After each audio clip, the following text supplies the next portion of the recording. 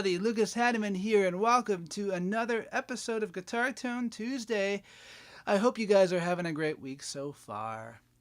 Okay, in today's episode we are going to talk about my top 2 favorite amplifiers, and the reason why I love these amplifiers. To my right, to your left, on top we have a Kingsley Bailey 30, and on the bottom we have a Vintage Sound Vintage 20.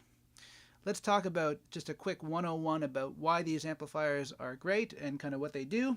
The Kingsley has 4 EL84 power tubes. It is a Class A amplifier. It is built by Simon Jarrett from British Columbia. And on the bottom, the Vintage Sound Vintage 20 amplifier is basically a Princeton Reverb style clone amplifier, but it runs up at 20 watts, Class AB, and it has a kind of an expanded feature set, and it has 2 6V6 power tubes. So let's talk about the Kingsley, which is the one I'm plugged into now. I got this amplifier in 2014 from Simon Jarrett. He builds these amplifiers by hand in Surrey, British Columbia. And a couple episodes back, when I was talking about my favorite pedals, I mentioned the Kingsley Minstrel, which Simon built. And I kind of told a backstory about how I met Simon, so you can check out that episode for that. But basically, you know, these amplifiers are very sought after, they are super cool, and they have a lot of features. This amplifier in particular has a master volume, but it's a very good master volume sounding circuit. And it's got, you know, your regular EQ stuff. It's got an extra switch to kind of tailor the brightness of the amplifier, kind of like a presence control. And here we've got a couple extra features here. In the back we have a 3-way power switch, so it can go from 7.5 to 15 to 30 watts. And on the front here, this switch right here is a gain switch. So just to show you, low gain is kind of edge of breakup. Medium gain is where I was before. Pretty significant jump there. And then high gain is very heavy. In addition to that, this switch right here, this is kind of the normal EQ mode, which I'm in right now. If I go to the uppermost position, it's a bright mode. Go to the treble pickup so you can really hear that. Very bright, almost. I think that brings out the kind of voxiness of this amp a lot more. And then in the middle, we have an EQ lift mode, which takes the EQ out of the circuit, so we get this really big.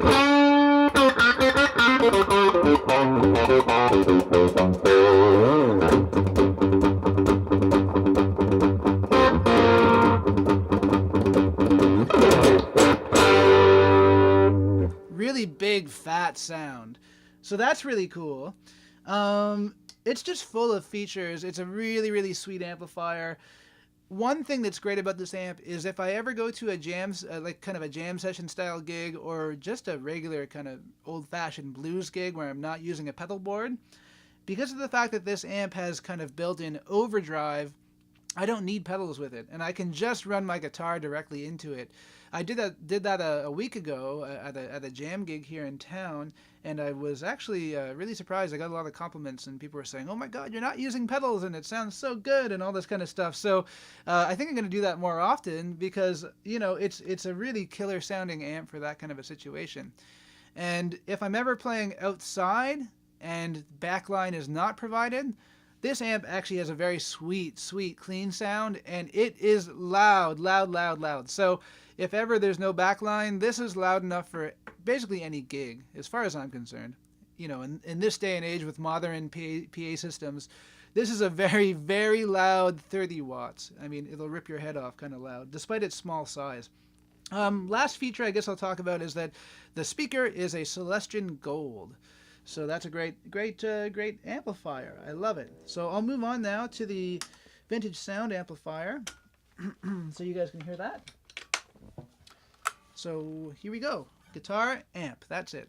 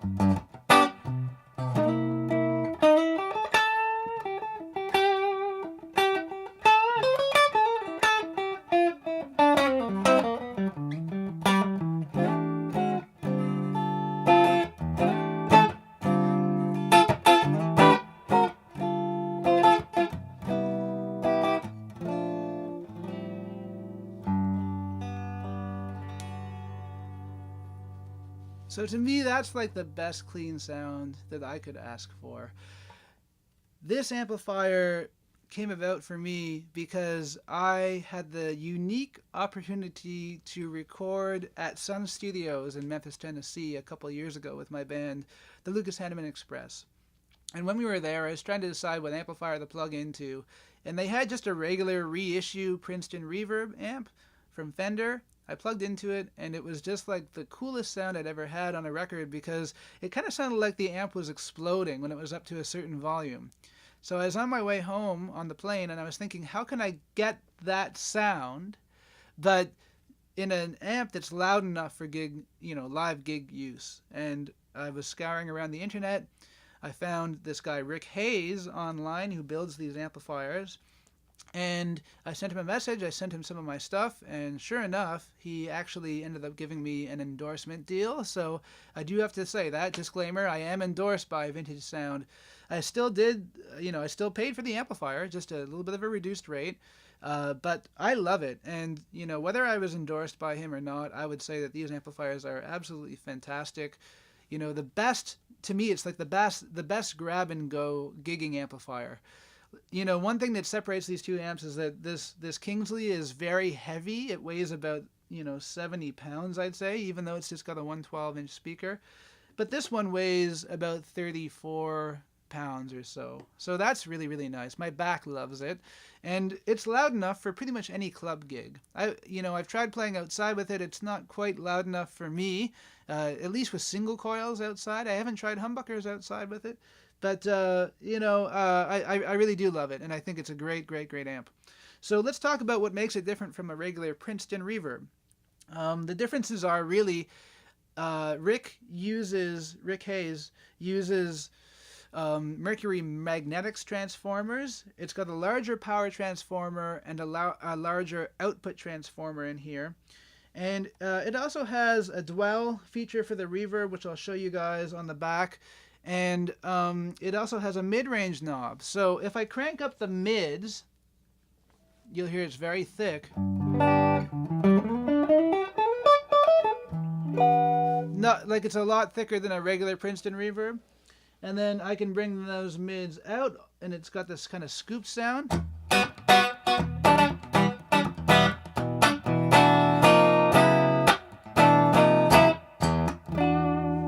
Back to about the halfway point, which is, I think, the stock mid-range settings on a regular Princeton reverb.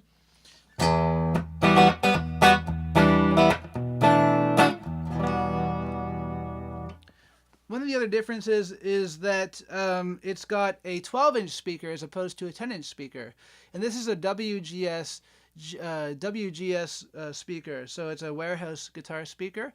It's very, very cool. It's one of the smooth cone speakers, so it also has a little bit less top end, because a Princeton reverb tends to have a fair bit of top end. So I have enough top end even with this speaker, so it's very, very cool. I'll show you the range of the tremolo. So it can get a bit slower than the regular Princeton reverb. Crank that up a bit. It's a beautiful tremolo. It can get nice and fast.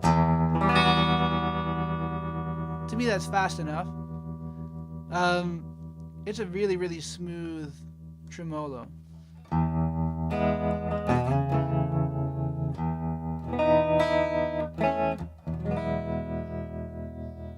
Sounds great on record, that's for sure. And the reverb, if I crank it up all the way and bring this dwell all the way up,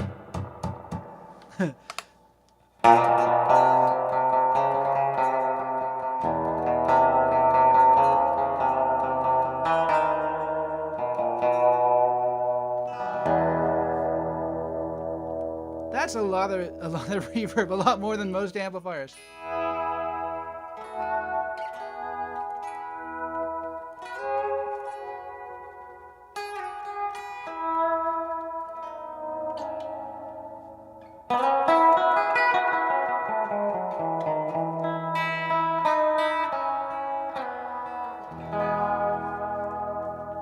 But in terms of normal reverb, you can get that for sure. If I bring the dwell back a bit, you can hear that it really takes the reverb down a lot.